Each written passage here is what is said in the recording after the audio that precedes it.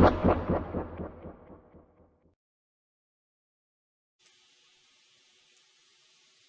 right, everybody, hello. So today what we're going to be doing is continuing on with integration and just a little review of last time and to kind of put things all together, at least for when we talked about indefinite integrals, they were called. Remember that last time we learned that the process of anti-differentiating is known as integration.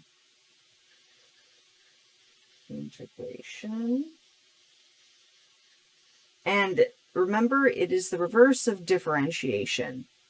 So we did a couple of examples last time regarding polynomials, and we're officially going to write down what the rule was that we used. We basically did the reverse of power rule, and that's what the rule is called, reverse power rule.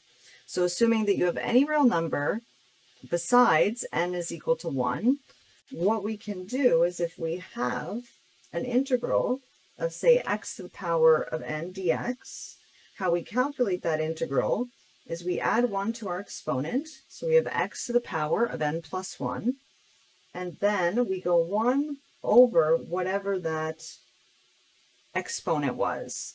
And then remember that it's possible that we could have some other constant, so we say plus c. And similar to derivatives, we have a constant multiple in a sum difference rule. And so if we, assuming these integrals actually exist, let's say we have some number times a function. So say we had a 2 in front of this x to the power of n.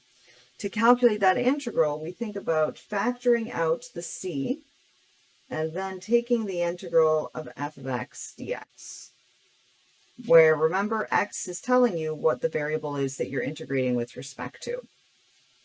Now let's say that we have more than one function that's being added or subtracted. Again, just like with derivatives, we think about distributing the integral over each term. So we would calculate the integral of f of x dx, and then we would add or subtract, however it's written, the corresponding integral of g of x dx. Okay, and those are properties. Now let's do some examples here. So say we just had the integral of 2 dx. Well, the answer to that by reverse power rule is 2x, and then we could have a constant. Now, if you want to check to make sure it's right, when we differentiate this, the integrand should be our answer, so the actual thing we're integrating here. So if we think about going d dx of 2x plus c, well, the first term will just be 2, and the second term will be 0, which is what we have in our integrand, or integral, excuse me. The integrand is 2. So we know it's correct.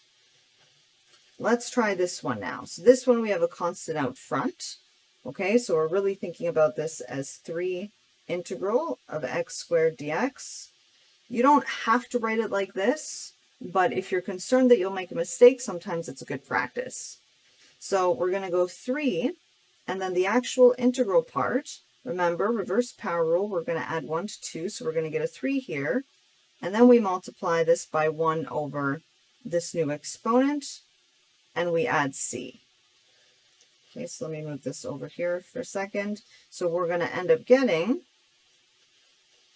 3 over 3 is just 1, so x cubed plus c. And then if I actually check this, d dx of x cubed plus c, my answer is going to be 3x squared, which is what my integrand is. So I have the correct answer. All right, now let's look at one like this, where I have a constant divided by x to the power of 4. Similar, if you were taking the derivative of this, we would do a trick where we would write this as x to the power of negative 1 over 4. So we can do the same thing with integrals. We can think about this as bringing the pi out front. You don't have to write that if you want to. You can leave it inside. But write the 1 over x to the 4 as x to the power of negative 4 dx, because then what we do when we do reverse power rule is this integral here, we're going to have x to the negative 4 plus 1, right? So this would be negative 3.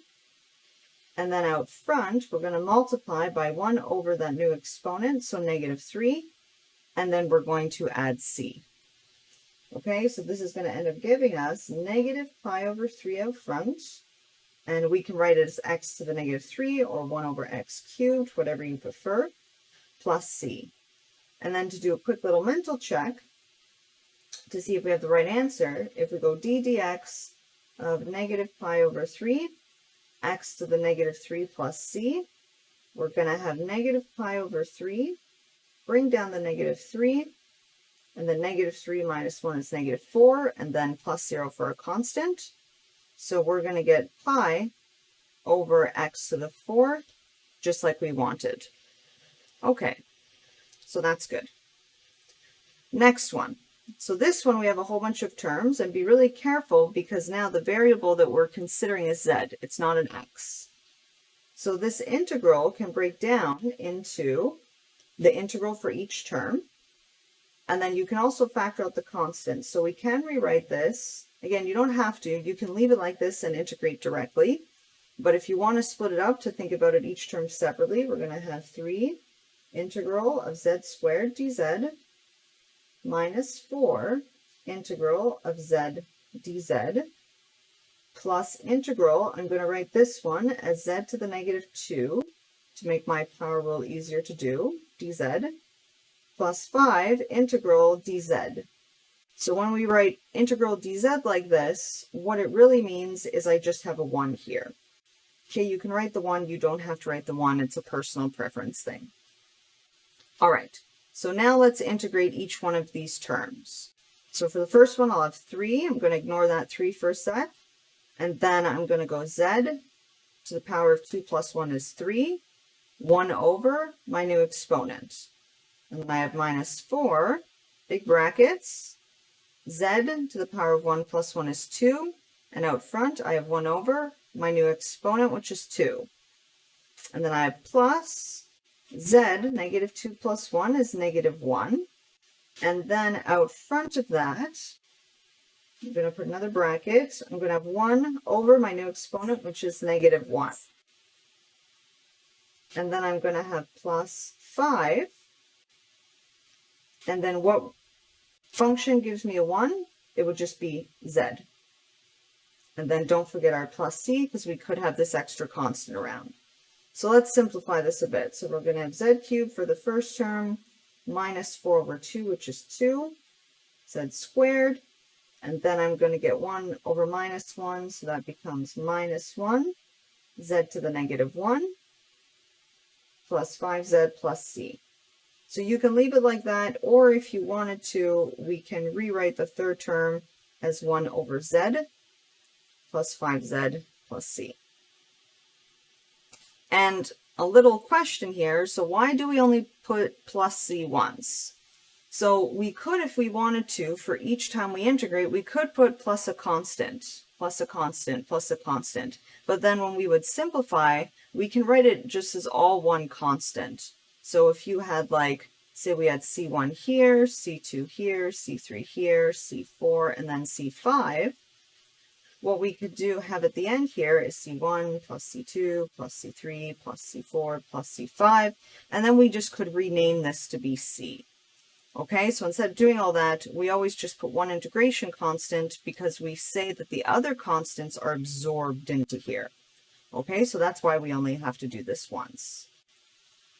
And then for the quick mental check, okay, let's see if this is right. So if I differentiate my answer, d dz of z cubed minus 2z squared minus z to the negative 1 plus 5z, sorry, plus c, this will be equal to 3z squared minus 4z minus the negative 1 will come down, so we will get plus z to the negative 2 plus 5. And this is what we started with. It's our integrand. Okay, so I know that it's correct. Now, for this next one, this may look a little bit odd, but again, if you were doing the power rule for differentiation, what we could do is we could split up this whole expression into two terms, where they're each term in the numerator are both over the root of x. So what this really means is the integral of x squared divided by root x, so I'll write as x to the 1/2, and then plus 1 divided by x to the 1/2 dx. So by rules of exponents, what we can do is we can rewrite this as the integral x to the power of 2 minus a half. So that would be 3 over 2. And then I would have plus x to the negative 1/2. And then we can do the reverse power rule on this. So again, if you want, you can split up this integral. So we can write the integral of the first part, dx, and then I can say plus the integral of the second part, or you can leave it all as one integral, whatever you prefer. Okay, so for this integral, I'm going to have x, 3 over 2 plus 1, so common denominator would be 2 over 2. Okay, so that would be 5 over 2. And then we go 1 over our new exponent. So 1 over 5 over 2. Okay, so just be careful about that. We'll simplify it in a minute. And then I have plus x, negative 1/2 plus 1 will give us positive 1/2. And then out front, we go 1 divided by new exponent. And then don't forget your plus c. So we have 1 divided by a fraction. So this simplifies to just flipping the bottom. Okay, so we're going to get 2 over 5, x to the 5 over 2, plus 2, x to the 1/2 plus c. And again, to check, if we were to differentiate this, so differentiate 2 over 5, x to the 5 over 2, plus 2x to the 1/2 plus c. Well, we're going to get 2 over 5 times 5 over 2. Okay, so those things are reciprocals, so that's just going to be 1 out front. And then 5 over 2 minus 1 will be x to the 3 over 2. And then plus 2 times 1/2. Again, those are reciprocal, so that would just be 1. And then 1/2 minus 1 is x to the negative 1/2, and then we have plus 0, which is exactly what we got once we simplified what our integrand looked like. Okay, let's do this one now. So this one, we have to the power of 2 here. We can't really do anything as of right now with this form. So what we're going to have to do is we're going to have to expand this so we get a polynomial, and then we can use reverse power rule. So we can do the integral. What this means by FOIL, we're going to have, whoops. What this means by FOIL is we're going to have x squared squared, so x to the 4 minus 2x squared.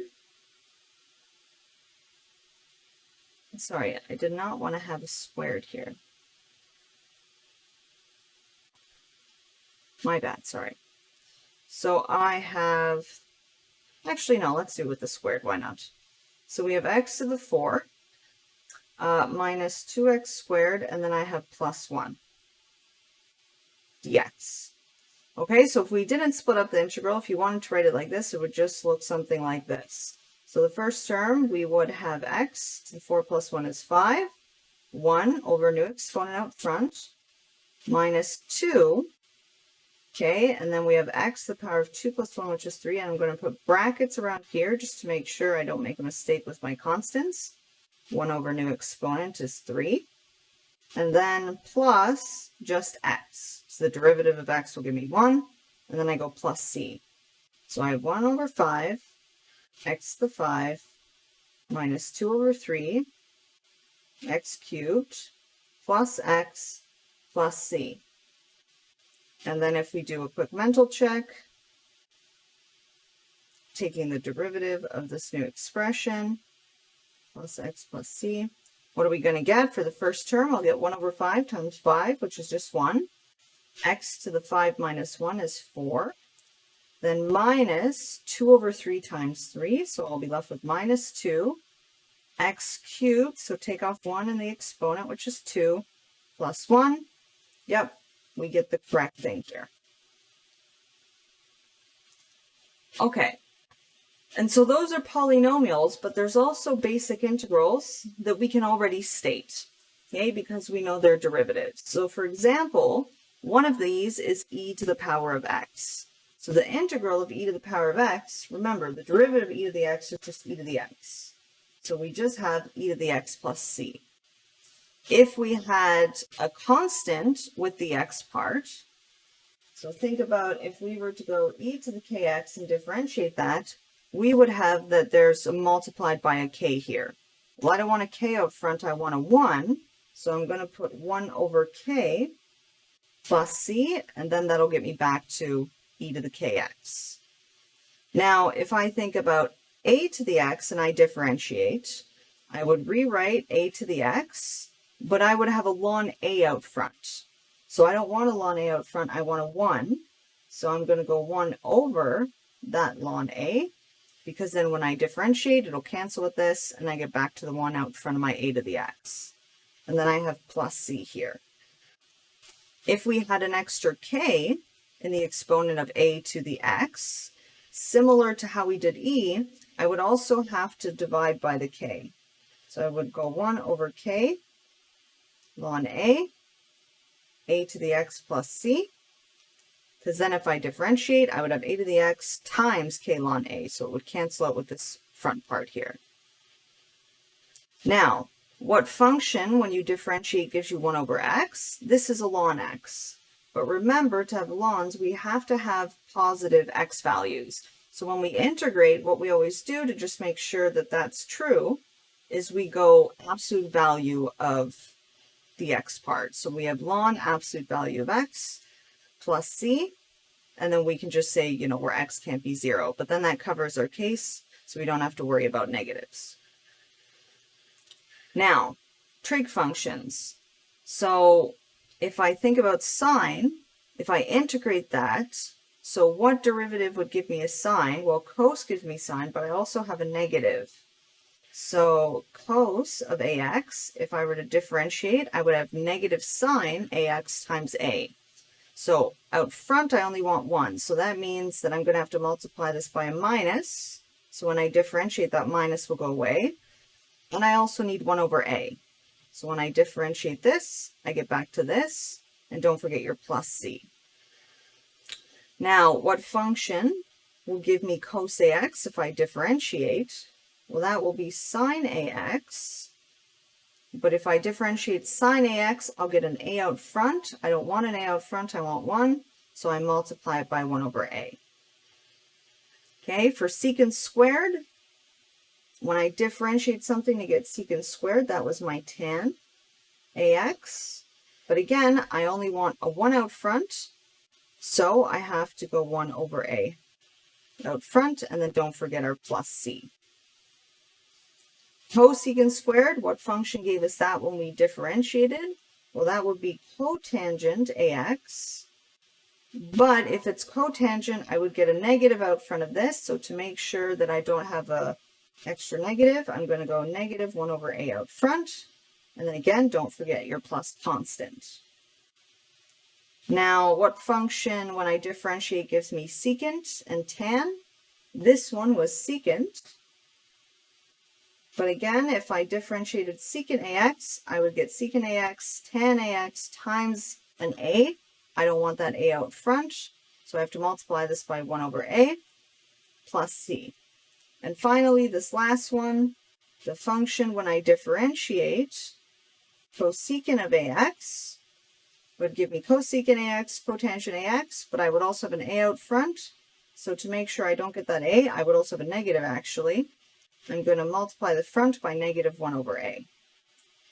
So as of right now, these are all the integrals that we can already state. And let's just do a couple of examples. The more examples you do, the better you'll get at this. Okay, so this first integral here. So if you want, you don't have to, but if you want, you can write this as 9 integral. Careful, we're doing t's, not x's here. dt plus integral of 1 over t dt.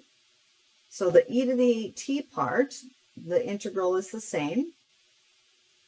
Okay, because if I go d dt of 9e to the t, I'm going to get 9e to the t back. And then for my next one, what function, when I differentiate, gives me 1 over t? Well, that's ln absolute value of t, and then don't forget your plus c. So to check that, if I go d dt of plus ln t, the derivative of that is 1 over t, and the derivative constant is 0. So that's exactly what I want. Now let's do the next one. So this one, I'm going to split it up again. This part you don't have to do, but you can if you want. So we think about this as actually evaluating 3 times the integral of e to the power of 1/2 x dx plus 7 integral of 1 over x dx. So I'll put my 3 out here in brackets to make sure I don't make a mistake with my constants. Okay, so I rewrite when I have exponents what I have. But if I differentiated this, I would get times 1/2, and I don't want that. So I'm going to go 1 over 1/2 to make sure it would cancel. And then I have plus 7. This again is a ln absolute value of x. And then we have plus c. So now to simplify it, this 1 over 1/2, so that would be 2. So 3 times 2 is 6. E to the 1/2 x plus 7 ln absolute value of x plus c. And then quick mental check. If I were to differentiate this, let's see if I get back to my same integrand. So my first term, rewrite what we have. So 6e to the 1/2 x. We're going to have to multiply this by 1/2. And then I have plus 7 times 1 over x. So when I simplify this, I get 3e to the 1/2 x plus 7 over x. And that is exactly what I started with. All right, now let's do this one. So again, we're going to split up our integral.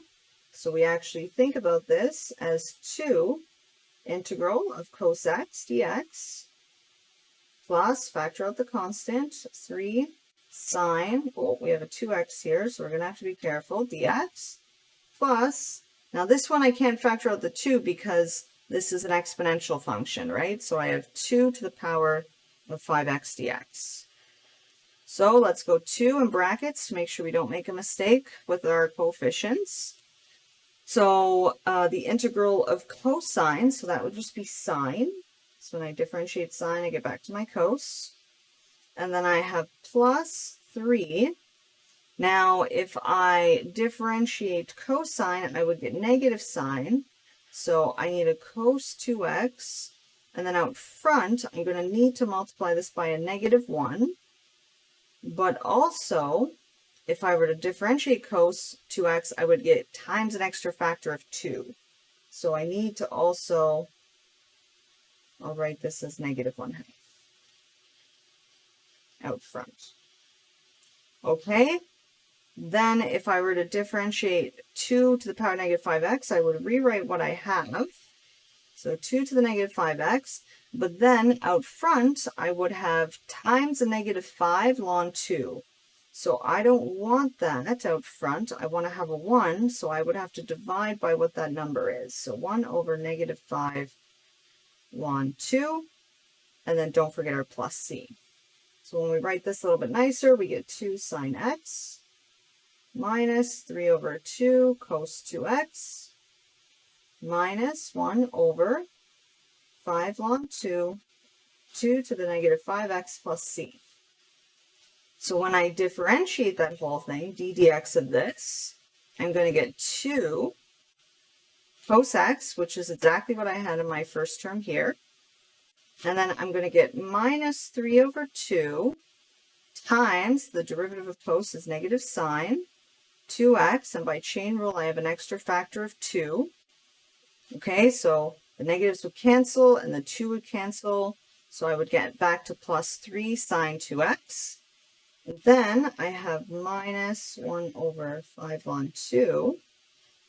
If I differentiate this part, rewrite what we have, so 2 to the negative 5x, then it will be multiplied by chain rule, the derivative up top, so that would just be negative 5. And then don't forget you need your ln 2. Okay, so the ln 2 and the negative 5 would cancel, so it becomes a plus. This negative and that 2 would cancel, so we get back to 2 cos x plus 3 sine 2x plus 2 to the power of negative 5x. Exactly what we started with. Now, a natural question to ask, is there a way to find c for indefinite integrals? And the answer is for indefinite integrals, so when we don't have any numbers here in our bounds, which we'll talk more about next time, the answer is yes, but you have to have additional information. In particular, you need something that's called an initial condition. Okay, sometimes we just call this IC. And what I mean by initial condition is once you actually integrate and you get the function, you need to know what the function is at a certain point, and then you can solve for c. So for example, say I wanted to find the integral of x squared dx, and I'll call that answer little f of x.